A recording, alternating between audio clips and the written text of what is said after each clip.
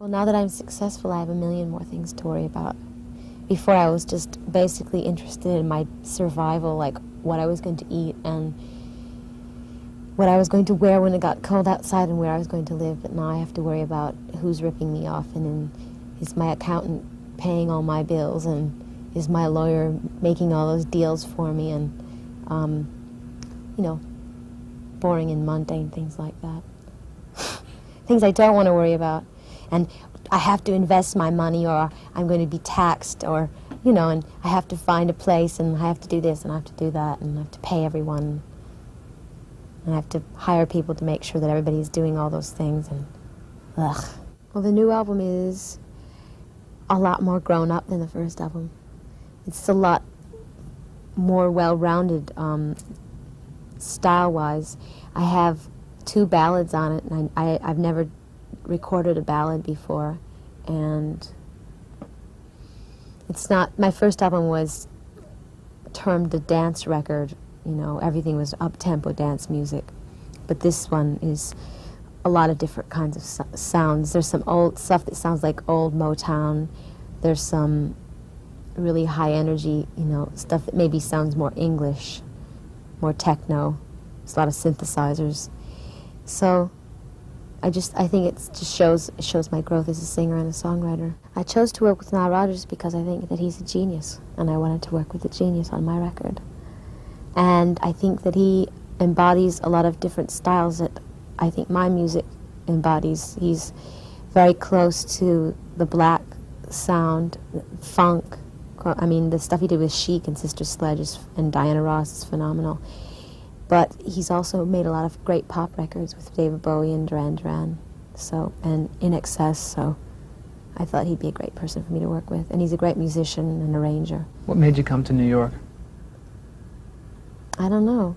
When I was 5 years old, I just woke up one day and I had this idea that I was going to come to New York. I just had to, and so I graduated, as soon as I graduated from high school, I came here. Well, I graduated like early, and I just kind of ran away and came here as soon as I could. When you came here, was there something that you were looking for, or something you were trying to achieve? Fame and fortune. Yeah. When you're a dancer, you perform with your body. And I think I had a lot of things to say in other ways besides movement. So that's when I got into the music business. And to me, film is just the ultimate, you know, that's the embodiment of it all. You can do all that, only it's captured forever on celluloid. The movie I'm working on is called Desperately Seeking Susan. It's directed by Susan Seidelman, who did a movie called Smithereens, and I play Susan. And Roseanne Arquette, Aidan Quinn, and Robert Joy are the, and Mark Blum are the other lead characters in the movie. And it takes place in New York. It's shot all in New York, and little bits and pieces of it are shot in New Jersey. And it's like a murder mystery comedy romance. It's kind of like old-fashioned screwball mystery, you know, like. And the character I play is sort of a combination between Judy Holliday and Carole Lombard, but you know, from a long time ago. So it's funny and light, and it's been a lot of fun so far, but a lot of hard work. It's a lot different than making records. How do you feel about acting? Well, acting is just it's just another kind of performing. It's an expression. It's being honest with your audience, stuff like that. So to me, it's just an extension of what I do already, making videos and performing on stage.